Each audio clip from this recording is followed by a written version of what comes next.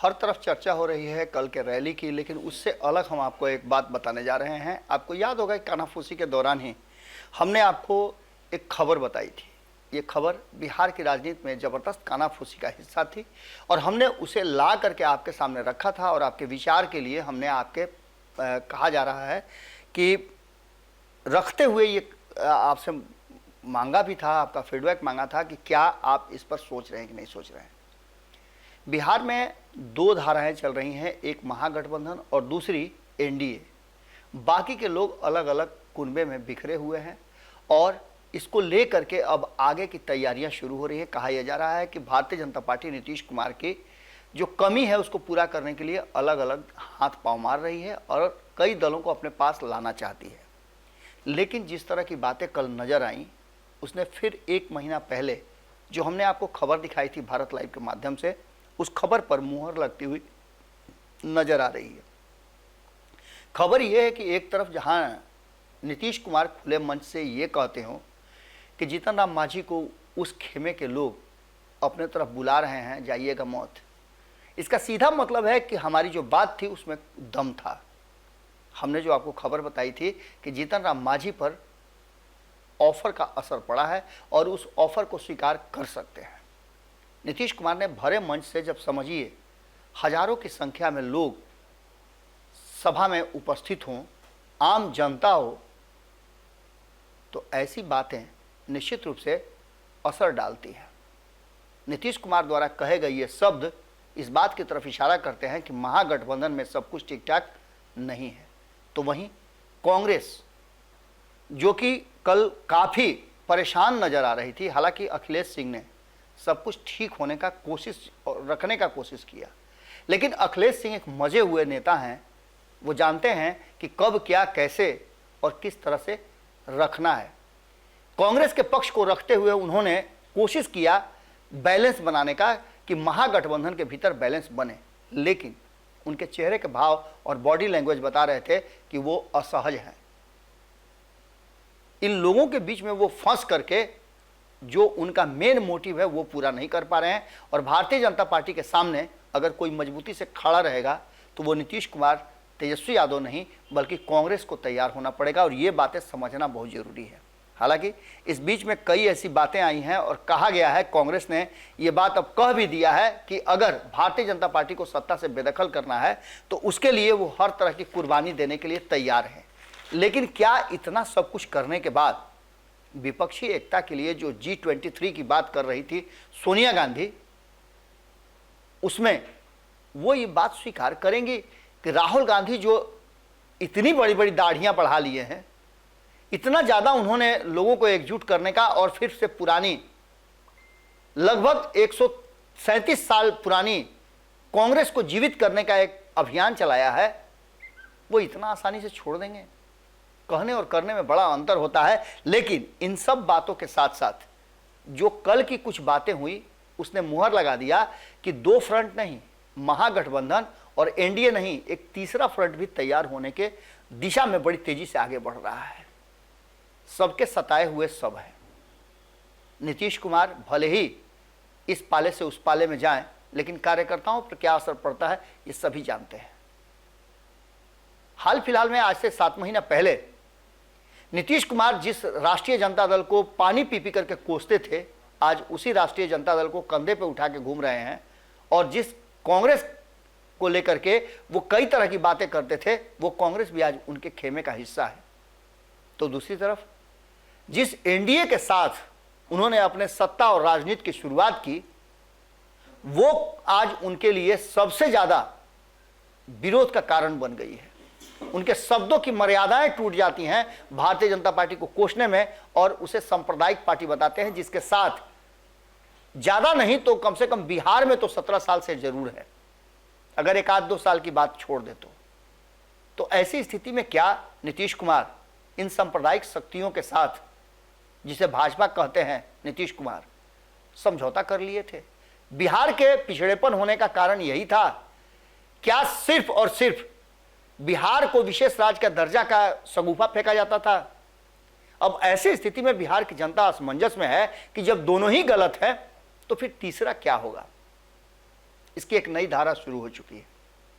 और आपको बता दें कि भले ही भारतीय जनता पार्टी ने कहा हो, सुशील मोदी ने अमित शाह के सामने ये बात रखी हो कि उनके साथ चिराग पासवान और उपेंद्र कुशवाहा है, लेकिन दोनों ने इनकार करके ये बात बता दिया है कि हम जो लगातार कह रहे थे कि तीसरे मोर्चे की शुरुआत हो चुकी है, तीसरा मोर्चा अस्तित्व में आने के कगार पर खड़ा है, तो इसमें कोई अतिशयोक्ति नहीं होगी।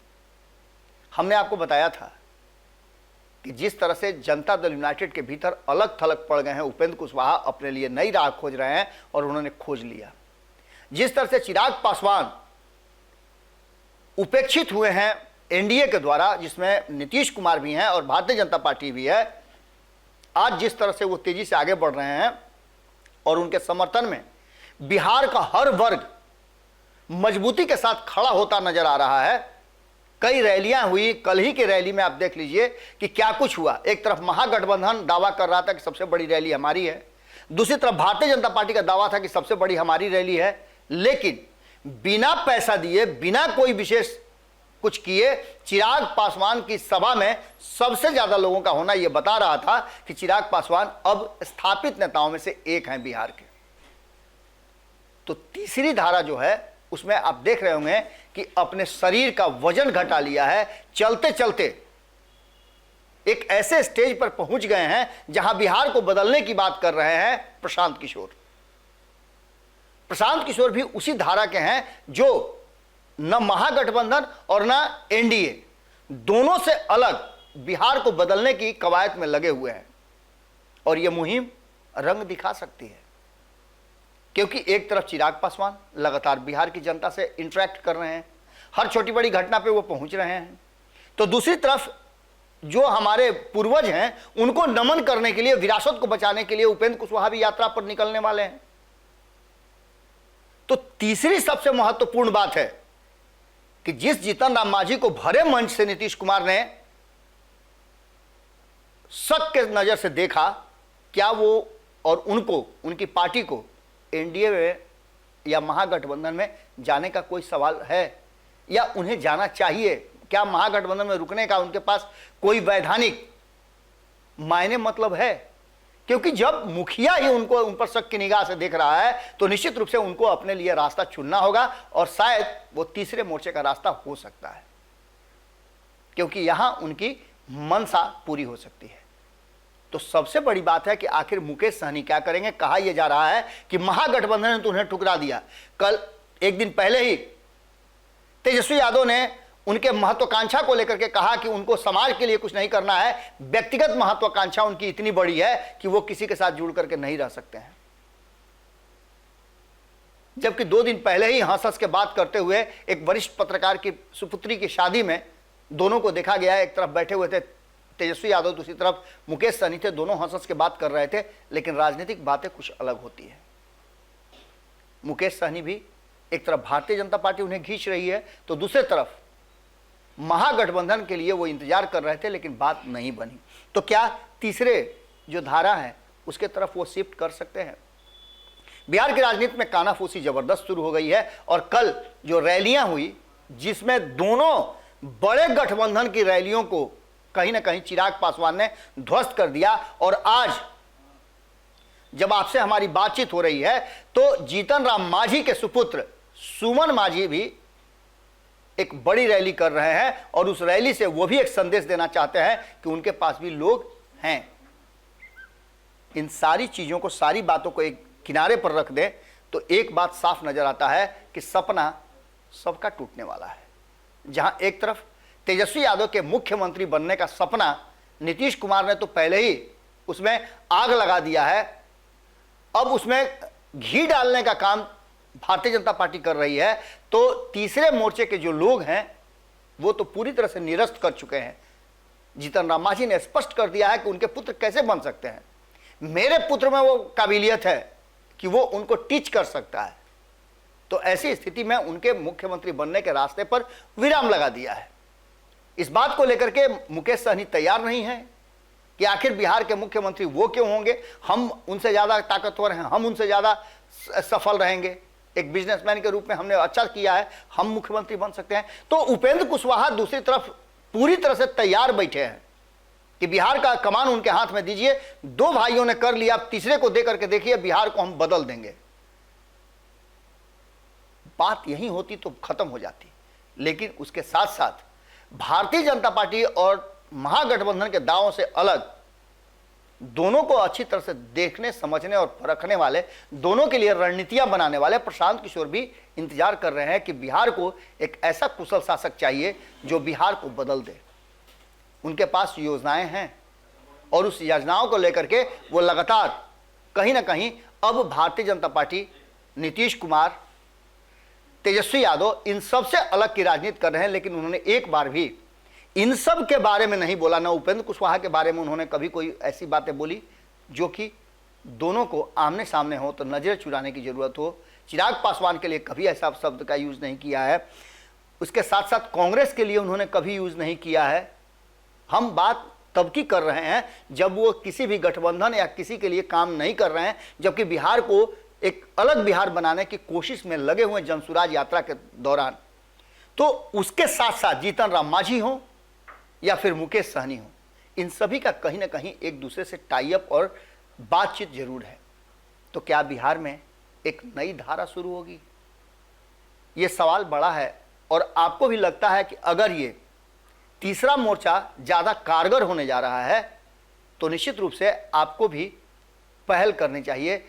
चूंकि बिहार आपका है, किसी नेता का नहीं है। जिसे चुन करके भेजते हैं उसका नहीं है, क्योंकि चुन कर भेजने के बाद वो अपनी सोचने लगता है। भले तेजस्वी यादव ये कह दें कि मुकेश सहनी आत्ममुग्ध हैं, अपने लिए सब कुछ करते हैं, तो तेजस्वी यादव किसके लिए करते हैं? पिता के बाद पुत्र, पुत्र के बाद उसका पुत्र, उसका पुत्र के बाद उसका पुत्र। इसका मतलब है कि राजतंत्र की तरह इस लोकतंत्र को चलाने की जो प्रक्रिया है वो कहीं ना कहीं उन आत्माओं को जो लोकतंत्र को जीवंत रखने की बात करते थे, बाबा साहेब अम्बेडकर की बात सभी करते हैं, राजेंद्र प्रसाद की बात सभी करते हैं, लेकिन इन बातों को करने वाले उस पर अमल कितना करते हैं? लोकतंत्र की एक सबसे पुरानी और जो स्थापित बातें हैं वो ये हैं कि लोकतंत्र में सत्ता को हमेशा परिवर्तित करना चाहिए, क्योंकि तभी जाकर के सत्ता पर बैठे लोगों को भय होगा, डर होगा और वो जनता के लिए काम करेंगे। जनता द्वारा जनता पर किए गए शासन को जनता का शासन या लोकतंत्र कहते हैं। आपके सामने सारे जो कहा जा रहा है विकल्प मौजूद हैं। इन विकल्पों में से आपको कौन सा विकल्प अच्छा लगता है?